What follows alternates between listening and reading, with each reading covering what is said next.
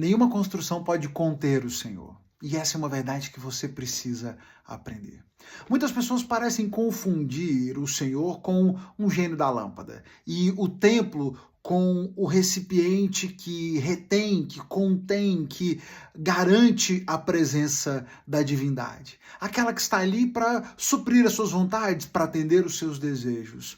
Vão ao local de adoração na esperança de que o Senhor esteja ali. Na esperança não, na garantia de que o Senhor estará. Afinal de contas, estamos na casa de Deus. Então, se eu estou na casa do Senhor, logo o Senhor está aqui, logo eu estou na presença do Senhor e certamente Ele há de fazer aquilo que eu desejo. Se construirmos então templos grandiosos, templos cheios de ouro, cheios de riquezas, cheios de detalhes, quanto mais caprichados os templos, mais garantimos a presença de Deus, mais somos espirituais, mais somos do Senhor e mais garantimos o favor de Deus. Mas isso não poderia estar mais longe da verdade bíblica. Me assusta ver que pessoas usem o templo do Senhor, usem o templo de Salomão para se referir a algo que seja grandioso e que possa agradar ao Senhor. Claramente não entendem, não entenderam as verdades mais profundas do texto bíblico, inclusive no que diz respeito ao próprio templo. Deixa eu fazer uma recapitulação interessante para você pensar sobre isso comigo. Davi, depois de ter tomado posse do seu reinado, de ter se estabelecido, Davi se sentiu mal. Ele olhou ao seu redor e ele viu que ele tinha um palácio, ele estava estabelecido, ele dormia num grande palácio e o Senhor não tinha um palácio. O Senhor tinha uma tenda, não havia um templo para o Senhor. E Davi diz isso, olha, como é que pode? Como é que pode? Eu durmo no palácio e o Senhor está numa tenda. Eu vou construir um templo para o Senhor. As outras divindades, os outros povos têm templos. Eu vou construir um templo para o Senhor.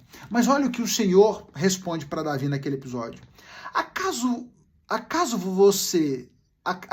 cabe a você construir uma casa para eu habitar? Desde o dia em que eu tirei os israelitas do Egito até hoje, nunca morei numa casa. Sempre acompanhei o povo de um lugar para outro numa tenda no tabernáculo. E, no entanto, onde quer que eu tenha ido com os israelitas, eu nunca me queixei às tribos de Israel e aos pastores do meu povo. Eu nunca lhes perguntei por que não construíram para mim um palácio, uma casa de cedro. Quando Davi quer construir o templo, o Senhor diz para Davi, peraí, quem foi que disse que você tem que construir? Quem foi que disse que você tem a capacidade para construir? Que isso cabe a você? Eu estou caminhando com esse povo nessa tenda por minha escolha. E estou caminhando com o povo e acompanhando o povo esse tempo todo. E eu nunca reclamei. Eu nunca disse para ninguém, olha, vocês não construíram uma casa para mim. Por que agora você quer construir uma casa? O Senhor até entende a motivação sincera de Davi, que de fato ele entendia que se ele estava bem, ele precisava proporcionar algo para o Senhor entende isso, mas diz para Davi, você não construirá, o seu filho fará o templo. E aqui na nossa leitura de hoje, que a propósito foi o capítulo 6 e 7 do primeiro livro dos Reis, nós temos Salomão, no capítulo 5 ele faz os preparativos, capítulo 6 e 7 ele realiza essa construção. E Salomão investe muito nessa construção, isso é fato. Salomão busca madeiras muito nobres, faz parcerias com o rei de Tiro, ele importa madeira, ele faz todo um esquema, é tudo feito nos mínimos detalhes. Faça essa leitura. Há muito luxo, há muita riqueza, há muitos detalhes, tudo muito bem pensado para que essa glória do templo represente essa glória do Senhor. Mas algo me chama a atenção aqui. Não sei se você já reparou, nós fizemos a leitura do Pentateuco. O Senhor passa os mínimos detalhes de como o tabernáculo deveria ser feito, de como os bordados seriam feitos nos tecidos, todos os mínimos detalhes são estipulados pelo Senhor. No templo, o Senhor não palpita. Não há nenhuma orientação, nenhum profeta que traz a mensagem de Deus sobre como o templo deveria ser construído. Porque o templo não foi uma exigência de Deus, não foi um pedido de Deus. Os reis quiseram construir, todos os outros têm, nós temos um palácio, vamos construir para o nosso Senhor algo digno dele, mas o Senhor não pediu, o Senhor não exigiu, o Senhor não passou orientações. É claro que o templo é construído, inspirado no tabernáculo, enfim, seguindo essas ideias, mas o Senhor não exige, o Senhor não faz nenhuma exigência de luxo a respeito do templo. Ele questiona Davi, diz que Davi não iria construir, agora quando Salomão está construindo, o Senhor também não palpita. Mas o Senhor diz algo a Salomão no capítulo 6, no verso 11, ele diz, então, o texto diz, então essa mensagem do Senhor veio a Salomão.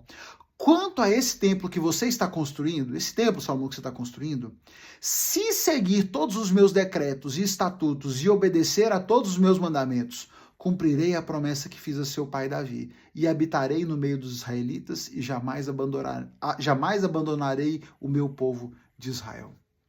Você percebeu o que está implícito aqui? Salomão, você quer construir o templo? Constrói. Faça o templo. Eu aceito, eu recebo, o Senhor recebe aquele templo, o Senhor se faz presente ali.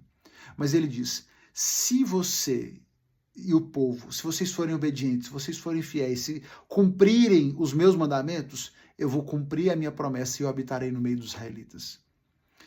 Mas se vocês não forem obedientes, não vai ser o templo que irá me conter. Templo nenhum pode conter a presença de Deus. Templo nenhum pode garantir a presença do Senhor, pode restringir o seu local. O Senhor não estava restrito ao templo, não estava contido no templo, e templo nenhum garantiria a presença de Deus no meio do povo. Se vocês forem fiéis, eu estarei aqui e serei fiel. Percebe como o importante mesmo não era o templo, mas era o coração do povo. Enquanto vocês forem fiéis, tenho certeza de que eu estarei com vocês. No tabernáculo, em qualquer lugar, não é o templo que garante. Hoje, em dias de tanta religiosidade, hoje não, né? A humanidade sempre foi assim, mas hoje continuamos, e parece que cada vez as pessoas estão mais ligadas aos símbolos, à ostentação.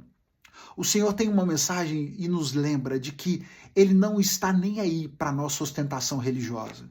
O Senhor não liga para os nossos grandes templos, para as nossas grandes construções, para a glória de Deus que queremos manifestar através das nossas construções, dos nossos grandes feitos. O Senhor não se importa com isso, não liga para isso, e nada que você faça no seu templo garantirá a presença de Deus, a não ser a fidelidade do coração do povo que diz pertencer ao Senhor. Conheço muitos templos grandiosos, dos quais o Senhor não passa perto há muito tempo, porque aqueles que ali estão, não estão com seu coração diante do Senhor.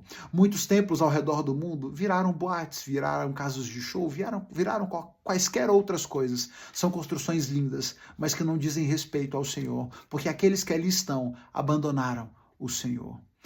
Salomão, no auge da sua construção, foi lembrado pelo Senhor. Faça, construa, tá tudo bem, eu recebo, mas não é isso que garante a minha presença.